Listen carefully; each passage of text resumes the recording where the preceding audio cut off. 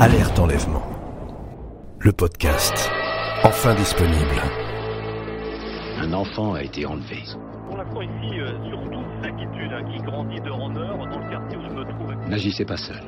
Elles ont été retrouvées saines et sauves il y a un peu plus d'une heure. Alerte enlèvement. Le podcast. Votre mobilisation est essentielle.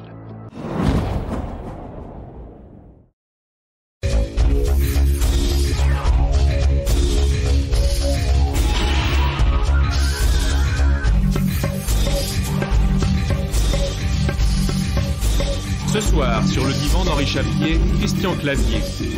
Sacré vedette populaire depuis l'énorme succès des Bronzés, l'homme orchestre des nouvelles comédies à la française est né le 6 mai 1952 à Paris, dans une famille bourgeoise. Ce fils de médecin, élève surdoué, témoigne d'un talent précoce. Dès l'âge de 16 ans, c'est au lycée Pasteur qu'il monte sa première pièce, en compagnie de ses amis et complices, Gérard Jugnot et Thierry Lhermitte. L'envie d'être à la fois auteur et acteur ne l'empêche pas de décrocher une mention très bien en philosophie au bac. Mais son destin est ailleurs. À une carrière universitaire, il préfère la joie de vivre et celle de créer en faisant rire les autres.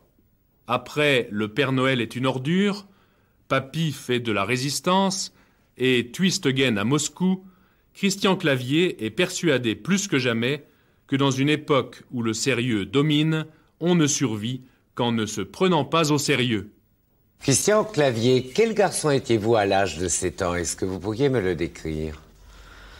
Il faut que je me souvienne. Oui, je crois que j'étais un garçon très timide, plutôt peu sûr de lui, intimidé en tout cas en classe par ses professeurs et par l'autorité, et plutôt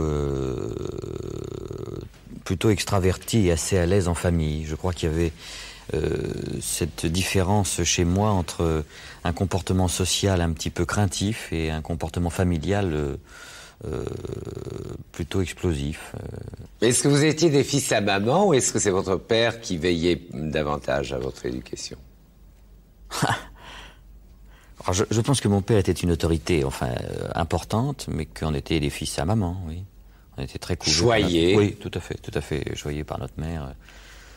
Et élevés dans les meilleurs préceptes bourgeois. Je ne sais pas si c'était dans les meilleurs préceptes bourgeois, parce que je pense que c'était un mélange à la fois des meilleurs préceptes bourgeois, comme vous dites, et en même temps, ma mère est une personne qui a énormément d'humour, très très ironique sur les situations, la vie, les gens, et qu'elle nous a donné très rapidement le sens du fou rire. 68, vous étiez au lycée Pasteur. Oui. Et comment avez-vous vécu ça, justement? J'ai vécu ça d'une manière extrêmement drôle. J'avais 17 ans en 68. Découvrez le podcast Déraciner des ailes pour s'envoler, s'enraciner. Déraciner des ailes, le podcast, disponible sur toutes les plateformes.